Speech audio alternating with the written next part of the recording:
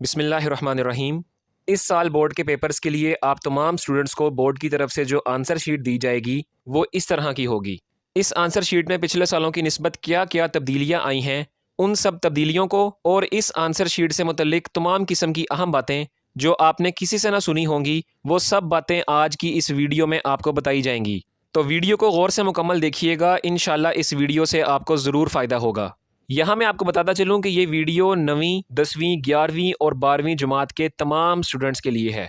बहरहाल सबसे पहले देखें कि जब आपको इम्तिहानी सेंटर में आंसर शीट मिलेगी तो उस पर आपने एकदम अपना नाम या रोल नंबर वगैरह नहीं लिखना, बल्कि सबसे पहले आपने उस शीट के एक एक सफ़े को चेक करना है कि कहीं कोई सफ़ा फटा तो नहीं है, और साथ आपने ये भी देखना है कि उस शीट पर धागे से हुई सिलाई ख़राब तो नहीं है। यानी आप देख भी सकते हैं कि बोर्ड आपको जो आंसर शीट देगा वो इसी तरह धागे से सिली होगी। तो खुदा न खास्ता अगर धागे की सिलाई ख़राब हुई हो तो शीट्स के बिखरने का ख़तरा होगा।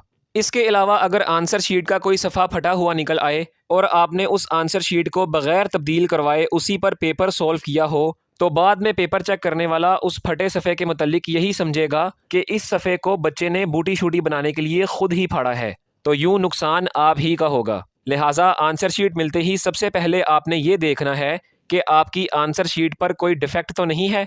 अगर किसी स्टूडेंट के पास कोई डिफेक्टेड आंसर शीट आ भी जाए तो उस पर अपना नाम वगैरह लिखने से पहले आपने उस आंसर शीट को एग्जामिनर से तब्दील करवाना है।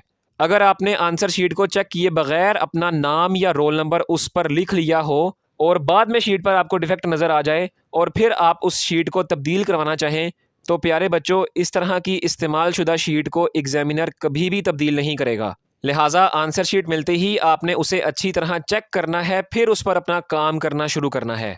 तो बहरहाल बोर्ड के पेपर्स के लिए आपको जो आंसर शीट मिलेगी वो इसी तरह की होगी। यानी कि ये है इस आंसर शीट का फ्रंट पेज, इसके बाद यहाँ पर ये है इस आंसर शीट का सेकंड पेज, और बिल्कुल इस आंसर शीट के बैक साइड पर ये है लास्ट पेज। ये वो 3 पेजेस हैं जिन पर आपने गौर से अपना नाम, रोल नंबर और पेपर कोड वगैरह लिखना होता है। तो सबसे पहले इस आंसर शीट के फ्रंट पेज पर आ जाते हैं और यहाँ पर इन ज़रूरी हदायत को पढ़ते हैं, क्योंकि पेपर के वक्त आपके पास इतना टाइम तो होगा नहीं कि आप वहाँ इन हदायत को पढ़ें, लिहाजा इन्हें यहीं देख लेते हैं। तो सबसे पहले यहाँ लिखा है कि उम्मीदवार को सिर्फ नीले या काले पेन मार्कर इस्तेमाल करने की इजाज़त है। तो इसके लिए मैं आपको यही मशवरा दूंगा कि आप ब्लू पेन या मार्कर का इस्तेमाल करें, बाकी आपकी अपनी मर्जी है। इसके आगे दूसरे नंबर पे लिखा है कि इस बात का ख्याल रखें कि दायरा मुकम्मल पुर हो और स्याही दायरे से बाहर ना निकले। मिसाल के तौर पर ये पहली वाली एग्जाम्पल दुरुस्त है जिसमें इंक दायरे के मुकम्मल अंदर है, और अगली दोनों एग्जाम्पल्स इस हदायत के मुताबिक मुकम्मल तौर पर गलत हैं। यानी कि आप जानते हैं कि ये जो बबल शीट है ये कंप्यूटराइज्ड तरीके से चेक होती है। तो अगर आप इन अगली 2 एग्जाम्पल्स की तरह दायरों को पुर करेंगे तो कंप्यूटर उन बबल्स को रिकग्नाइज नहीं कर सकेगा। लिहाजा आपने इस पहली एग्जाम्पल की तरह इन बबल्स को फिल करना है। इसके बाद तीसरे नंबर पर लिखा है कि कागज को मोड़ना या स्टेपल करना मना है, और आखिर में लिखा है कि एक से ज्यादा दायरों को पुर करने या काट कर पुर करने की सूरत में मज़कूरा जवाब, रोल नंबर, पेपर कोड गलत तस्वर होगा, जिसकी तमाम तर जिम्मेदारी तालिबे इल्म पर होगी। यानी आपने इन बबल्स को ध्यान से फिल करना है, अगर यहाँ गलती करेंगे तो जिम्मेदार भी आप खुद होंगे। तो इन हदायत को मद्देनजर रखते हुए हम इस आंसर शीट को पुर करते हैं। बहरहाल आंसर शीट को पुर करने के लिए मैं यहाँ पर इस ब्लू मार्कर का इस्तेमाल करूँगा ताकि मैं यहाँ पर जो भी लिखूँ वो आपको सब वाज़ेह नज़र आए। तो सबसे पहले इस वाले सेक्शन में देखें, यहाँ सबसे ऊपर आपको डेट वाला डिब्बा नज़र आ रहा है। यहाँ आपने अपने पेपर वाले दिन की डेट को लिखना है। यानी कि ये देखें, जैसे कि मेरे पास ये मेरी रोल नंबर स्लिप है, यहाँ पर मेरी रोल नंबर स्लिप में मेरा सबसे पहला पेपर इंग्लिश का इस डेट को है, लिहाजा मैं ये वाली डेट यहाँ इस डिब्बे में लिख देता हूँ। आपका जो पेपर जिस डेट को होगा वो डेट आप यहाँ लिखेंगे। इसके अलावा डेट को आप इनमें से किसी भी फॉर्मेट में लिख सकते हैं, बस याद रहे कि आप यहाँ जो भी लिखें वो इन डिब्बों के अंदर रहते हुए ही लिखें। बहरहाल अब इसे अगले डिब्बे में देखें, यहाँ पर आपको 2 ऑप्शंस नज़र आ रहे हैं। तो अगर आप 9th या 10th क्लास के पेपर्स देने जा रहे हैं तो आपने इस मैट्रिक वाले ऑप्शन के दायरे को फिल करना है, और अगर आप 11वीं या 12वीं जमात के पेपर देने जा रहे हैं तो आपने इस इंटर वाले दायरे के बबल को फिल करना है। तो मैं खसूसी तौर पर ये वीडियो 9th क्लास के स्टूडेंट्स के लिए बना रहा हूँ, क्योंकि वो बच्चे पहली बार बोर्ड का पेपर देते हैं, लिहाजा उनके लिए मैं यहाँ पर इस मैट्रिक वाले दायरे को फिल कर देता हूँ। देखें मैं बबल को किस तरह फिल कर रहा हूँ कि इस गोल दायरे के अंदर रहते रहते ही मैं यहाँ पर इस बबल को फिल कर रहा हूँ। आपने भी इन बबल्स को इसी तरह फिल करना है। इसके बाद इस अगले डिब्बे में आपको ये 2 ऑप्शंस मिलेंगे।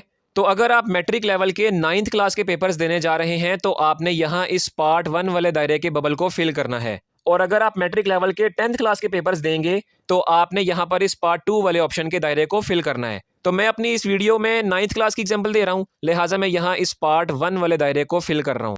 इसके अलावा इंटर लेवल के जो बच्चे 11वीं जमात के पेपर देंगे वो बिल्कुल इसी तरह पार्ट 1 के दायरे को पूरा करेंगे, और जो बच्चे 12वीं जमात के पेपर देंगे वो पार्ट 2 वाले दायरे को फिल करेंगे। ठीक है, अब इसके अगले डिब्बे में देखें, आपको ये दो ऑप्शंस एनुअल और सप्ली वाले नजर आएंगे। तो अगर आप एनुअल पेपर्स देने जा रहे हैं तो आपने इस एनुअल वाले दायरे को फिल करना है, और अगर कोई बच्चा सप्ली वाला पेपर देने जा रहा है तो वो सप्ली वाले दायरे को फिल करेगा। तो मैं यहाँ पर फ्रेश कैंडिडेट के तौर पर फर्स्ट वाले ऑप्शन यानी कि एनुअल वाले दायरे को फिल कर देता हूँ। इसके बाद अगले वाले डिब्बे में देखें, यहाँ पर आपको ये दो ऑप्शंस मिलेंगे।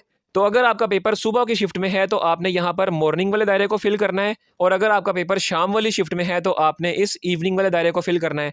तो ये देखें, मेरी इस रोल नंबर स्लिप के मुताबिक मेरा पेपर जो है वो यहाँ पर देखें AM यानी कि सुबह की शिफ्ट में मेरा पेपर होगा, लिहाजा मैं यहाँ पर मॉर्निंग वाले दायरे को फिल कर देता हूँ। आप सबने अपनी अपनी शिफ्ट के मुताबिक इन दायरों को फिल करना है। इसके बाद इस अगले वाले डिब्बे में देखें, यहाँ पर आपने अपने पेपर वाले सब्जेक्ट का नाम लिखना है। यानी जैसे कि इस रोल नंबर स्लिप के मुताबिक मेरा पहला पेपर इंग्लिश का है तो मैं यहाँ पर इस डिब्बे में इंग्लिश को लिख देता हूँ। अच्छा, ये अब आपकी अपनी मर्जी है कि आप सब्जेक्ट का नाम उर्दू हरूफ तहज्जी में लिखना चाहते हैं या इंग्लिश अल्फ़ाबेट्स में। बस आपने इस बात का ख्याल रखना है कि सब्जेक्ट का नाम इस डिब्बे से बाहर ना निकले, बल्कि जिन सब्जेक्ट्स का नाम वर्ड्स के एतबार से बड़ा है तो आपने खुद उसे इस तरह डिब्बे के अंदर रहते हुए एडजस्ट करके लिखना है। ठीक है, इसके बाद यहाँ आगे देखें, यहाँ सबसे ऊपर यहाँ पर आपने दोबारा से डेट और यहाँ पर इन दोबारा से अपनी शिफ्ट को जाहिर करना है। तो जो डेट मैंने यहाँ लिखी है वही डेट मैं यहाँ पे लिख देता हूँ। याद रहे कि आपने अपने पेपर वाले दिन की डेट यहाँ लिखनी है